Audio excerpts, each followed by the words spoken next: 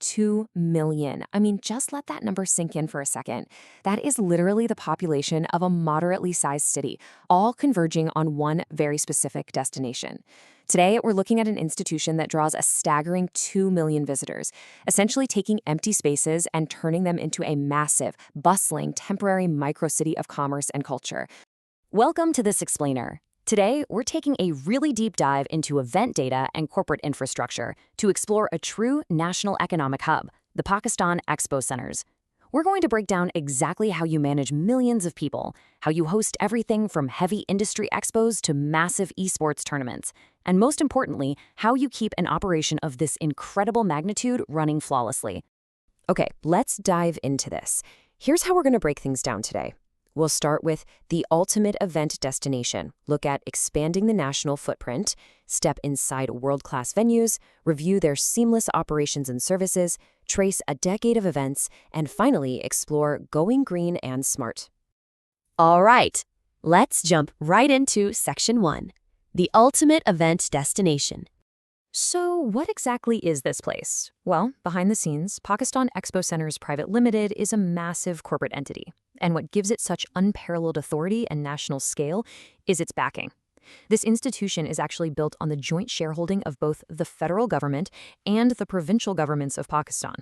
It's that exact governmental synergy that allows it to function as the premier hub for both international and domestic trade. Now, what's really interesting here is the sheer scale of those success metrics.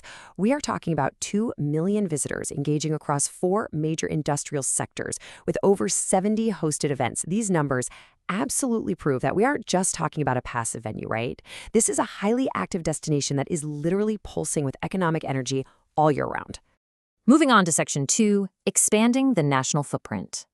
You know, while a lot of people might instantly recognize the iconic Lahore location, and don't get me wrong, that is a major hub in its own right, the actual operation encompasses 3 distinct mega projects.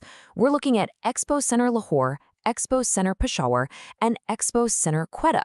It's a massive, multi-city approach that really demonstrates their commitment to stimulating trade and culture across the entire country. Let's move to Section 3, inside world-class venues. It's time to look at the actual infrastructure. The absolute core of the operation lies in exhibition halls 1, 2, and 3. The sheer scale of these spaces is mind-blowing. They are purpose-built environments, engineered to handle the massive physical weight of heavy crowds and towering industrial boots. When a huge international automotive brand or a sprawling textile convention rolls into town, this is the giant blank canvas they build upon. But it's not all just cavernous exhibition halls. Right alongside them are the highly detailed convention centers. They offer a main auditorium, a mini auditorium, and a specialized summit room. Add in the ground floor and basement meeting rooms, plus the dedicated foyer areas and VIP rooms, and you've got a venue that seamlessly caters to high-level corporate events, complex leadership sessions, and visiting dignitaries, literally all at the same time. And this is where you really see how adaptable this place is. On one hand, you have the general halls, like General Hall A, providing these specialized, highly controlled indoor environments where lighting, sound, and the overall atmosphere can be meticulously curated. But then, on the other hand, you have the open event area. These are incredibly expansive outdoor zones. Why is that important? Because sometimes you aren't hosting a quiet, focused corporate seminar. Sometimes you're hosting a sprawling public festival, a live concert, or a high-octane vehicle launch that absolutely needs the open sky. All right, Section 4, seamless operations and services. Now, you might be wondering, what actually keeps a massive operation like this running smoothly? I mean, really think about it. When you have hundreds of thousands of people showing up for an international tech festival or an auto show, how do you prevent utter chaos? How do you keep the lights on, keep the crowd safe, and keep the vendors happy? And this brilliantly illustrates exactly how they pull it off. They've built this rigorous, almost invisible operational framework. They manage everything from heavy-duty power backups for massive tech displays to high-speed Wi-Fi, because, let's be honest, a dropped connection is the real disaster these days, right? They deploy comprehensive security for both the inner and outer perimeters, alongside essential first aid services, help desks, dedicated parking management, lost and found counters, and fully operational cafeterias. It is literally city management on a microscale. Let's shift gears to Section 5, a decade of events. It is so fascinating to trace their timeline because it acts as a perfect mirror of global and national trends. Back in 2010, you saw vital, more traditional gatherings like the International Halal Food Industry Conference and major university convocations. But fast forward to 2024, and the space was completely transformed by FutureFest, a massive technology gathering. And looking ahead to 2025 and 2026, the calendar is already packed with EV bus launching ceremonies, dedicated electric vehicle expos, and get this, even high-profile PUBG mobile tournaments. It has been an incredible evolution over just a decade and a half. That dynamic adaptability is absolutely what makes the venue so fascinating. On one side, you have the heavy traditional staples that really drive the economy: the Dairy Asia Expo, the Mega Leather Show, the Auto Parts Show, and massive furniture expos. Yet, literally in those exact same halls, you will find modern entertainment and culture completely taking over.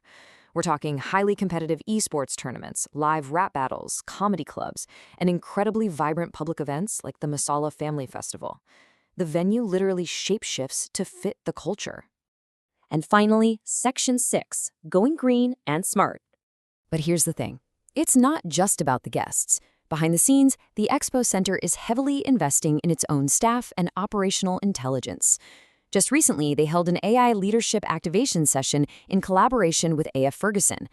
Plus, they are implementing rigorous e-office training for their internal teams.